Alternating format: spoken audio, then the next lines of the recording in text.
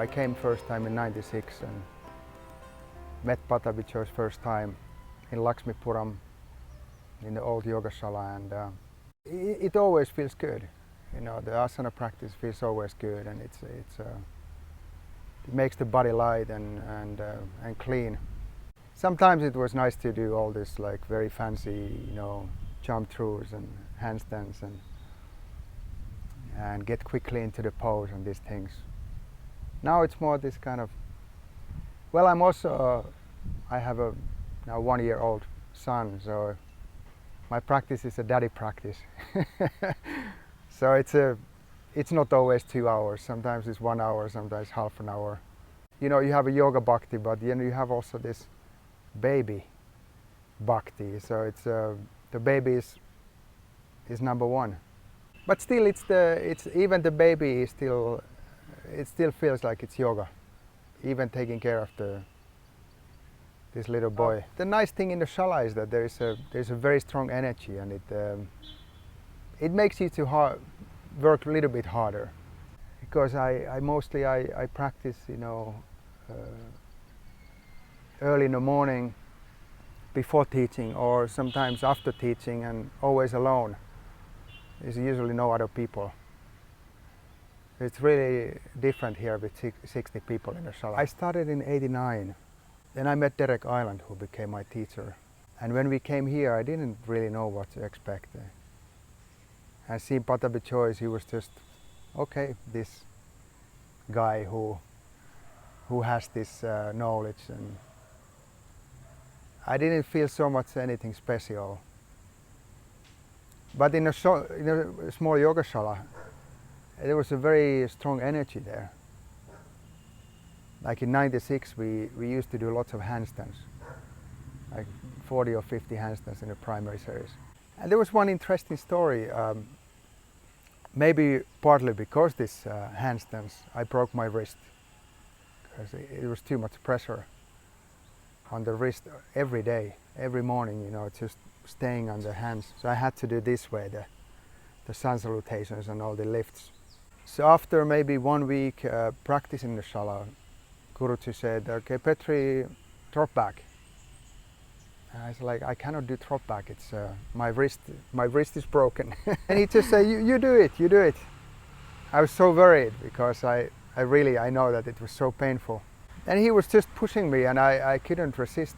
Like, okay, I have to go down, and maybe it hurts a lot. And I went down. It didn't hurt at all. And I went second time, it didn't hurt. And the pain was gone. Seriously? Completely. And this was one thing where Petri Raisanen had very strongly, was this intuition for what was in the people's mind and what was in the body.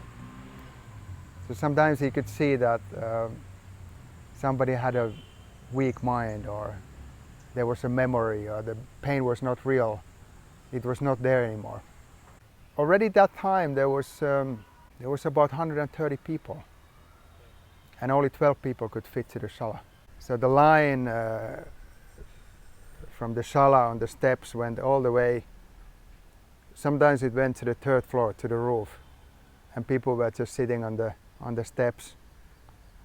And every time somebody got in, you got one step down, and step down, and step down, and step down, and then you went to the shala.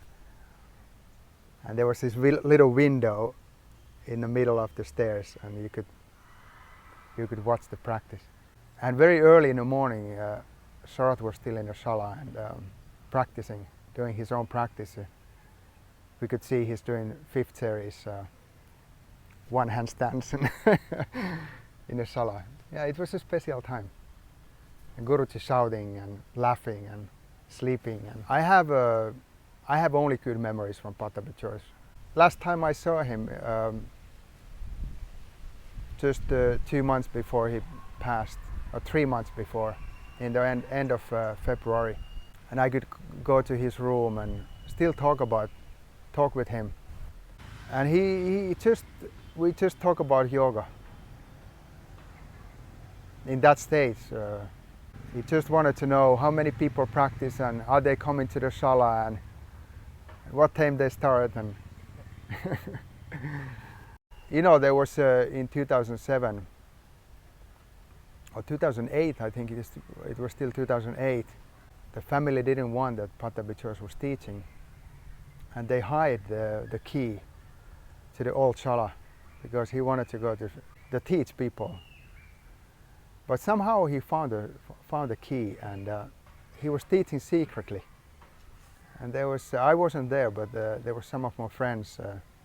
I think there was 9 people. So he told people to come to the shala, and I will be there at a certain time. So I think this was 2008. Had such a big, strong will to just keep teaching, and this. It was not about money. It was not about fame or you know, having lots of students or something. It was all about yoga. So what I saw him from '96 to 2009,